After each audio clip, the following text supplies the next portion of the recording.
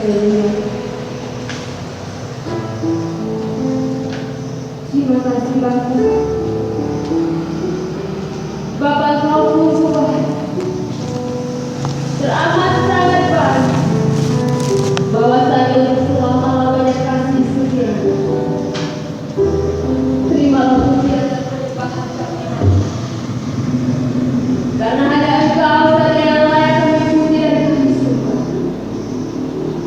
Ya Bapa, jika hamba mendapat kasih di hadapan-Mu, nyatakanlah saat ini kemuliaan-Mu tengah-tengah kami umat kesayangan di tempat ini Bapa. Kami merindukan kasih-Mu, kami rindu merasakan anugerah-Mu, kami rindu merasakan kemurahan-Mu yang besar bagi setiap kami. Kami hanya ingin mengetahui bahwa kami memiliki Bapa yang selalu mengasihi kami. Kami hanya ingin merasakan bahwa kami memiliki Bapa yang selalu memandang kami dari tempat kudusnya. Kami hanya ingin mengetahui bahwa kami memiliki Bapa yang selalu memikirkan kami sebanyak bintang di langit dan sebanyak pasir di langit, sehingga kami tidak perlu ketakutan ketika kami berjalan di tengah dunia yang jahat ini. Terima kasih Kau hadir di tengah-tengah kami. Terima kasih kami boleh merasakan kemurahan, pelukan ciuman dan pelayan bagi setiap kami yang merindukan Engkau di tempat ini Bapa. Nyatakan setiap isi hati-Mu di dalam hati kami. Nyatakan setiap pikiran-Mu di dalam pikiran kami Bapa. Jika kami dapat mengetahui apa yang harus kami lakukan sesuai dengan kehendak-Mu. Lewat kebenaran firman-Mu sore hari ini Bapa, jamah setiap hati kami. Berikan kami hati yang berpaham, agar seluruh itu diangkat dari mata kami. Dan biarkan kami terus memuji, menyembah dan memuliakan nama-Mu. Dan kami berjanji dari tempat ini Bapa, kami sepakat, kami berjanji untuk mempersembahkan segala puji, hormat, dan kemuliaan hanya bagi-Mu Bapa di dalam nama Yesus. Terima kasih Bapa. Bapa Roh Kudus, berbicara kepada setiap kami melalui hamba. Kami siap untuk mendengar. Dalam nama Yesus. Haleluya. Amin. Saudara-saudara yang terkasih dalam Yesus Kristus, kita akan mendengarkan kebenaran firman sesuai dengan liturgi hari ini yang diambil dari kitab Yohanes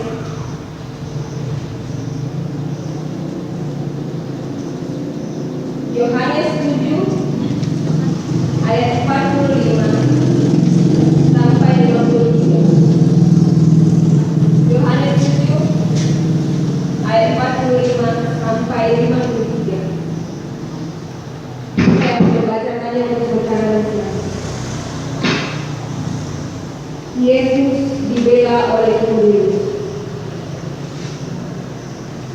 Maka penjaga-penjaga itu pergi kepada imam-imam kepala dan orang-orang Farisi yang berkata kepada mereka, "Mengapa kamu tidak membawanya?" Jawab penjaga-penjaga itu, "Belum pernah seorang manusia berkata seperti orang itu." Jawab orang-orang Farisi itu kepada mereka, "Adakah kamu juga disesatkan? Adakah seorang di antara pemimpin-pemimpin yang percaya kepadanya, atau seorang di antara orang-orang Farisi?" Tetapi orang banyak yang tidak mengenal hukum Taurat terbunuhlah mereka. Nikodemus, seorang dari mereka yang dahulu telah datang kepadanya, berkata kepada mereka, "Apakah hukum Taurat bisa menghukum seseorang sebelum dia didengar dan sebelum orang mengetahui apa yang telah diperbuatnya?" Jawab mereka, "Apakah engkau juga orang Galilea? Selidikilah kitab suci, dan engkau akan tahu bahwa tidak ada nabi yang datang dari Galilea." Lalu mereka pulang masing-masing ke rumah. Tetapi Yesus pergi ke bukit Zaitun. Demikianlah sabda Tuhan. Saudara-saudara yang terkasih dalam Yesus Kristus, di sini menceritakan tentang penjaga-penjaga yang akan menangkap Yesus karena mereka tidak menyukai Dia. Tapi yang paling mengherankan adalah bahkan penjaga-penjaga itu pernah seorang manusia berkata seperti orang itu. Yesus yang adalah Tuhan, tapi dia juga sebelumnya adalah manusia. Tapi manusia ini tidak sama seperti manusia yang lain. Dia berbeda. Bahkan orang dunia pun mengenali dan merasakan bahwa ada perbedaan di dalam manusia ini. Sekarang kita ingin mengetahui siapa anak manusia ini. Di dalam Yohanes 1 ayat 1 dikatakan, pada mulanya adalah firman. Firman itu bersama-sama dengan Allah. Firman itu adalah Allah. Dan di ayat ke-14 dikatakan firman itu telah menjadi manusia dan tinggal di antara kita. Dan kita tahu siapa dia. Dia adalah Yesus. Dialah anak manusia yang penjaga-penjaga ini bahkan tidak mampu untuk menangkapnya. Anak manusia ini juga adalah sebelumnya. Saudara-saudara yang terkasih dalam Yesus Kristus, Yesus yang adalah anak manusia ini, dia datang ke dunia ini untuk melakukan kehendak. Di dalam Yohanes 6 ayat 39 dikatakan, aku datang untuk melakukan kehendak Bapa, agar dari semua orang yang diberikan Bapa kepada tidak ada satupun yang hilang, tapi aku bisa membagikan mereka semua pada akhirnya. Hanya saja pertanyaannya adalah, bagaimana cara Yesus untuk membawa kita semua kepada Bapa? Bagaimana agar tidak ada satupun dari kita yang hilang, berakhir di neraka? Bagaimana cara dia untuk melakukan kehendak? Dia tidak turun ke dunia ini tiba-tiba menjadi besar seperti kita, menjadi manusia seperti kita, dan berkata kepada kita dengan gampangnya, kamu adalah anak-anakku, kita akan pulang ke surga saat ini juga. Dia tidak melakukan itu. Tapi untuk melakukan kehendak Bapa, dia melakukan banyak hal-hal yang sangat mengerikan. Dia harus melewati hal-hal yang sangat mengerikan. Dia merendahkan hatinya, dia merendahkan dirinya, dia mengosongkan dirinya, dia bahkan rela kehilangan tahta kemuliaan, meninggalkan semua yang begitu mewah. Saudara pasti pernah mendengar bagaimana dia dilahirkan di tengah-tengah dunia ini. Bahkan untuk tempat dilahirkan pun dia tidak mempunyai tempat yang lain. Dia harus dilahirkan di kandang domba. Dia dilahirkan di kandang domba bersama dengan dia. Saudara dan saya percaya mempunyai tempat yang bagus saat dilahirkan. Tapi tidak kepada Yesus. Dia benar-benar merendahkan diri. Dan pada umur 12 tahun, dia sudah menyatakan dirinya dia berada di bait Allah. Dia memberitakan kabar bagus. Tapi sampai pada umur 30 tahun, baru dia mulai mengerjakan pekerjaan. Tapi pada saat itu kita tahu bersama-sama bahwa banyak orang yang tidak mengenali dia. Dan pada akhirnya, di pagi-pagi subuh mereka menangkapnya. Mereka memukuli dia. Mereka menghina dia. Mereka meludahi dia, mempermalukan dia. Mereka mengkhianati dia. Mereka bahkan menjual dia. Tidak hanya di situ, mereka memukul dari kepala sampai ke kaki, sampai dia sudah tidak seperti manusia lagi. Bahkan ketika seseorang lewat di depan dia, setiap orang yang melihat dia hampir tidak mengenali dia. Karena seluruh sekutu tubuhnya penuh dengan luka.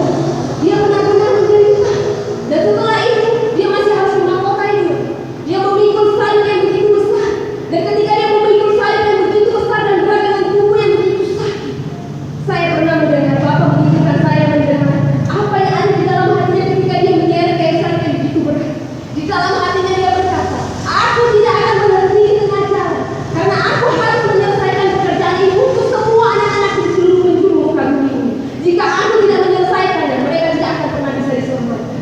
Dia menyelesaikan sampai di kayu salib. Seharusnya bukan dia yang memikul salib, seharusnya bukan dia yang dihukum, seharusnya saudara-saudara saya yang harus dihukum dan tergantung di kayu salib. Karena ketika manusia pertama kehilangan kemuliaan Allah, jatuh dalam dosa, kita semua pun telah kehilangan kemuliaan Allah. Kita semua menuju kepada neraka. Kita semua layak untuk dihukum. Tapi karena begitu besar kasih Allah akan dunia ini, sehingga dia telah mengaruniakan putranya yang tunggal, supaya setiap orang yang percaya kepadanya tidak binasa, melainkan beroleh hidup yang kekal.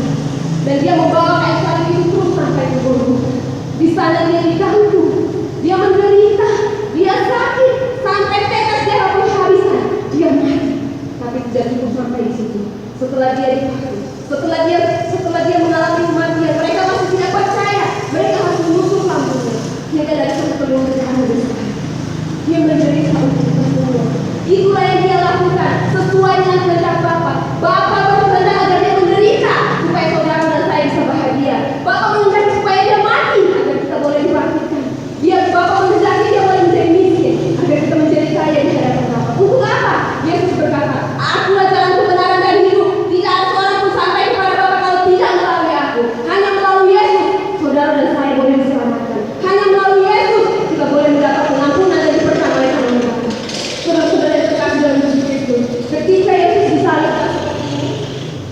Dia menyelamatkan kita semua.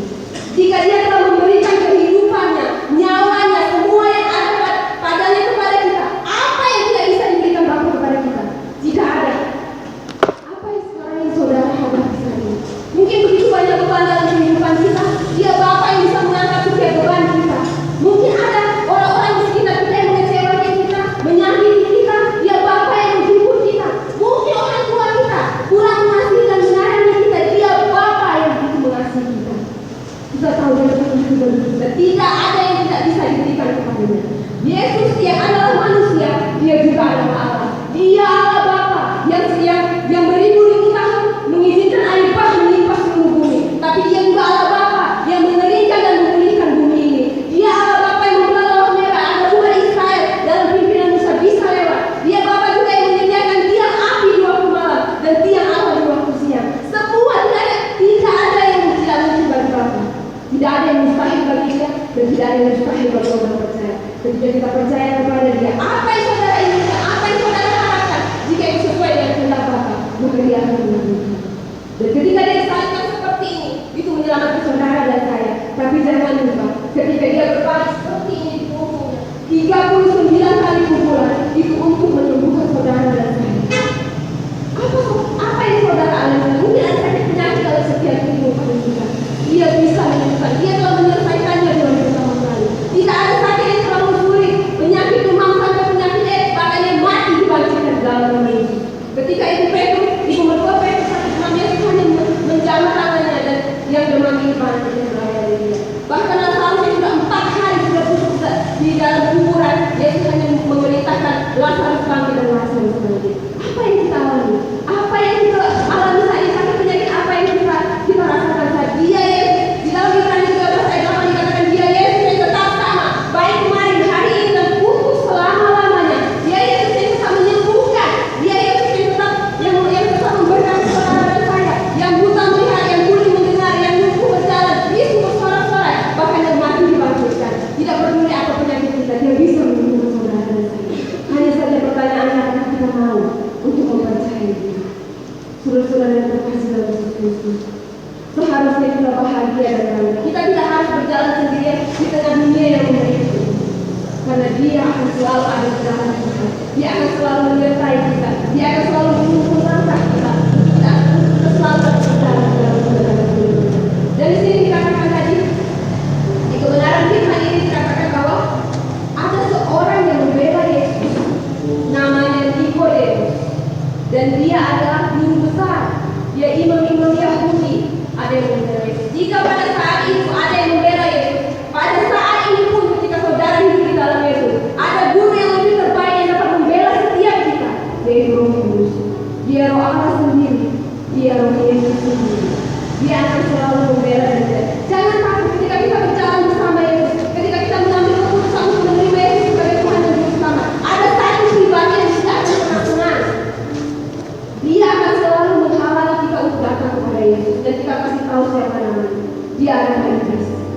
Dia akan melakukan apa saja untuk menghalangi saudara dan saya berjalan bersama Yesus. Karena dia tahu, ketika kita berjalan bersama Yesus, masa depan kita akan berakhir di surga yang datang. Sedangkan iblis ini, masa depannya benar-benar dia tahu bahwa dia masa depannya berakhir di neraka, di dalam api dunia. Jadi jangan pernah kita berjalan bersama Yesus. Jika Allah di pihak kita akan firman Allah, siapa lawan kita? Tidak ada. Dia Bapa yang begitu mengasihi kita. Dia Bapa di dalam nama Yesus yang datang ke dunia ini berkata dalam Yohanes 10 ayat 10, aku datang agar kamu mempunyai kehidupan dan mempunyainya dalam segala kelimpahannya. Jika kamu tinggal di dalam aku dan firman tinggal di dalam kamu, mintalah apa saja yang kamu kehendaki dan kamu akan menerimanya. Dia Bapa yang begitu memberkati kita. Dia melakukan saudara segala sesuatunya bagi kita. Dia Bapa yang menyembuhkan. Dia Bapa yang memulihkan setiap hati kita. Pertanyaannya adalah apakah dari setiap kita benar-benar mau menerima dia sebagai Tuhan dan Juru Selamat? Saudara-saudara yang terkasih dalam Yesus Kristus, kita datang ke tempat ini. Kita datang ke tempat ini untuk menerima kebenaran firman Tuhan. Kita makan daripada roti kehidupan. Dan tapi saya merindukan bahwa ketika kita keluar dari tempat ini, kita pun akan menjadi orang-orang yang bisa membagikan roti kehidupan kepada lebih dari 5.000 orang. Jika 2000 tahun lalu Yesus memberi makan 5.000 orang, Yesus berkata di dalam Yohanes 14 ayat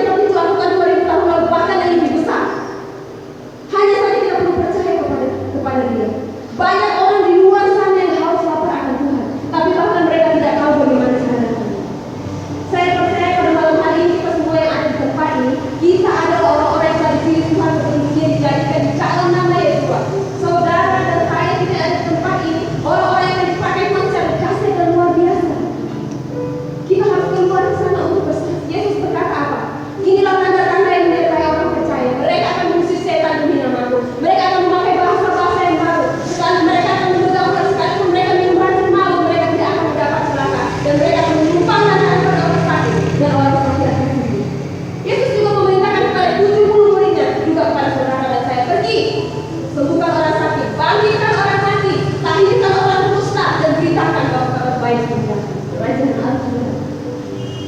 Yesus yang tetap sama yang memerintahkan muridnya 2000 tahun lalu. Saudara dan saya adalah muridnya. Maka perintah itu adalah perintah yang sama kepada kita. Sebagai anak-anak kita di sini. Bukan dia yang menang, bukan kita yang menanti dia, tapi dia yang menanti. Seberapa besar kita mau itu, seberapa besar kita percaya itu, saudara kita kasih dalam hidup ini. Kita harus datang kepada dia. Di dalam Roma 10 ayat 9 dikatakan, jika kamu mengaku dengan mulut bahwa Yesus adalah Tuhan dan percaya dalam hati bahwa Allah telah membangkitkan dia dari kematian, maka kita diselamatkan. Berapa banyak dari kita yang mau mengikut untuk menjadi murid daripada anak manusia yang bernama Yesus? Siapa yang mau ikut silakan? Berapa banyak dari kita yang mau ikut? Saya itu semua dari kita untuk bangkit berdiri. Karena saya itu setiap kita mengikuti doa yang saya doakan. Karena setelah doa ini setiap nama kita akan tercatat dalam buku kehidupan. Dan setelah doa ini kita akan dipenuhi oleh kuasa Roh Kudus dan kita akan menjadi saksi. Yesus haleluya sampai dan sampai dulu. Saya akan berdoa dan saya ingin saudara dulu.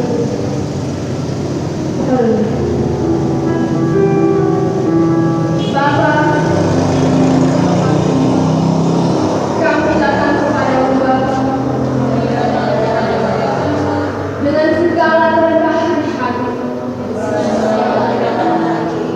Kami percaya Yesus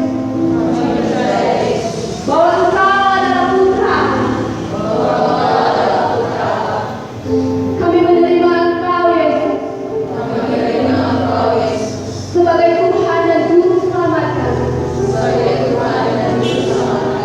Masuklah ke dalam hati kami Bapa. Jadilah Tuhan dan Juru Selamat kami. Ampuni atas dosa-dosa kami Bapa. Sucikan dan kuduskan kami oleh darah-Mu Yesus,